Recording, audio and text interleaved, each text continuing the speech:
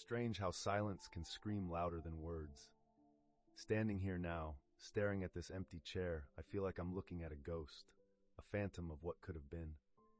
This was supposed to be my place, my dream job, my future, but instead it's just another reminder of everything that slipped through my fingers. You see, I wasn't always this man standing on the outside looking in. Once, I believed I had it all figured out. Once, I thought ambition alone would carry me to where I wanted to go. And maybe it should have.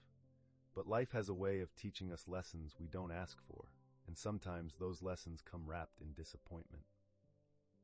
Tonight, I want to tell you about the dream job that got away. Not because I need absolution, but because I think telling this story might finally help me let go. It started back then, in college, when dreams felt infinite and possibilities endless. I remember sitting in that tiny dorm room late at night, surrounded by stacks of books and half-empty coffee cups. Back then, I lived for the grind. Every assignment, every internship application, every networking event, it was all part of the plan. I wanted more than just success. I wanted purpose. I wanted to make a difference. I told myself that if I worked hard enough, stayed focused enough, and sacrificed enough, I'd land the kind of career most people only dream of. It wasn't just about money or titles. It was about proving to myself that I could rise above where I came from. Looking back, I realize how naive I was. Naive, but hopeful. Hopeful in a way that only youth can be. The day I walked into that interview, I felt invincible. It was the opportunity of a lifetime, the chance to join one of the most prestigious firms in the industry. They said they were looking for someone passionate, innovative, ready to shake things up. I knew I fit the bill. For weeks I prepared tirelessly, rehearsing answers, researching their projects, even practicing my handshake in front of the mirror. When I sat down in that conference room, I convinced myself I belonged there. But confidence is a fragile thing. As soon as the first question left their lips, doubt crept in. My voice wavered. My answers sounded rehearsed, robotic. By the end of the hour, I could see it in their eyes. They weren't impressed. Still, I clung to hope. Hope that maybe, just maybe, they'd see potential in me, despite my nerves. Rejection isn't easy, no matter how many times you experience it. But some rejections cut deeper than others. When that letter arrived, it didn't just dismiss my qualifications, it crushed my spirit. The words blurred together as I read them over and over again, searching for something redeeming, some glimmer of encouragement. But there was nothing, just cold, impersonal language confirming what I already feared. I wasn't good enough. At first, anger took hold. Anger at them for not seeing my worth. Anger at myself for failing to prove it. Then came shame. Shame for letting myself believe I stood a chance. For days I couldn't bring myself to leave the apartment. I replayed every moment of that interview in my head, dissecting every mistake, torturing myself with what-ifs. That letter wasn't just paper, it was a verdict. One that haunted me far longer than it should have. Just when I thought I'd hit rock bottom, someone reached out, someone who believed in me when I couldn't believe in myself. My mentor, Mr. Dawson, called me out of the blue, asking if I wanted to grab coffee. At first, I hesitated. What did I have to offer? Another sob story? But curiosity got the better of me. Over coffee, he listened patiently as I poured out my frustrations. And then, without missing a beat, he reminded me of something I'd forgotten. Failure doesn't define you unless you let it. He encouraged me to keep going, to apply for other opportunities, to trust the process. His words reignited something in me, a spark I thought had burned out. For the first time in weeks, I allowed myself to imagine trying again, to imagine that maybe, just maybe, I still had a shot. When the next opportunity came knocking, I almost didn't answer. Fear had rooted itself deep within me, whispering lies about my abilities, my worth. But I couldn't ignore the pull, the possibility that this could be the one. So I threw myself into preparation once more, determined not to repeat past mistakes.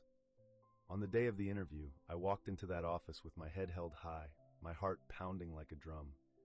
This time, I vowed to let authenticity shine through instead of perfection. I shared stories of my journey, my failures, my growth. I spoke honestly about why I wanted the role, not just for the title, but for the impact I hoped to create. As I left the building, I felt a sense of peace wash over me. Win or lose, I knew I'd given it my all. Waiting is its own form of torture.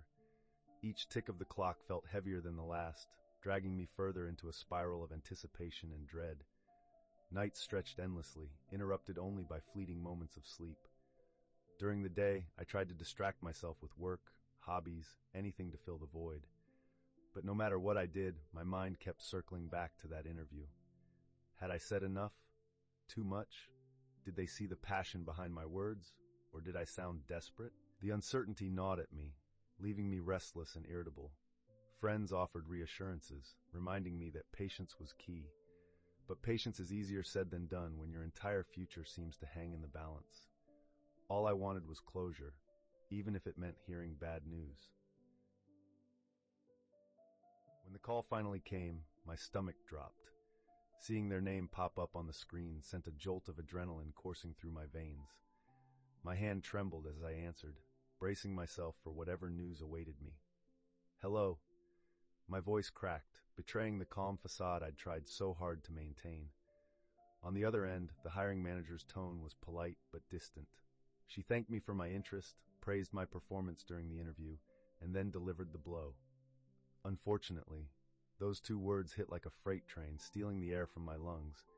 I managed to choke out a thank you before hanging up, my legs giving way beneath me. I slid to the floor, phone still clutched in my hand as reality sank in. It was over. Again. After the initial wave of disappointment subsided, I found myself drawn to places of quiet reflection. This park became my sanctuary, a place where I could sit with my thoughts without judgment. With each passing day, clarity began to emerge from the fog of regret. I realized that while I hadn't gotten the job, I'd gained something invaluable: perspective. Failure isn't the opposite of success, it's part of the journey. It teaches resilience, humility, and self-awareness. These rejections weren't roadblocks. They were redirections. Maybe this particular path wasn't meant for me, but that didn't mean my destination was unreachable. Writing these reflections down helped me process the pain and turn it into fuel for future endeavors. Eventually, life moved forward, as it always does. I landed a different role, one that challenged me in ways I hadn't anticipated. Though it wasn't the dream job I'd envisioned, it taught me skills and lessons I wouldn't trade for anything. More importantly, it reminded me that dreams evolve. What once seemed like the pinnacle of success no longer defined my happiness. Instead, I focused on the present, nurturing relationships, honing my craft, embracing growth. Today, I lead a team of talented individuals, guiding them toward shared goals. And though I occasionally glance back at that empty chair, I do so with gratitude rather than bitterness. Because losing that dream job gave me something far greater: the courage to keep dreaming. Standing here now, I feel lighter somehow, free. That chair will always represent what could have been, but it no longer holds power over me. Dreams slipping away isn't failure, it's redirection. Life has a funny way of steering us exactly where we're meant to go, even if it takes detours along the way. I'll always cherish the memories, the lessons, and yes, even the pain, because every step brought me closer to who I am today. Thank you for listening to my story. Here's to chasing new dreams, wherever they may lead.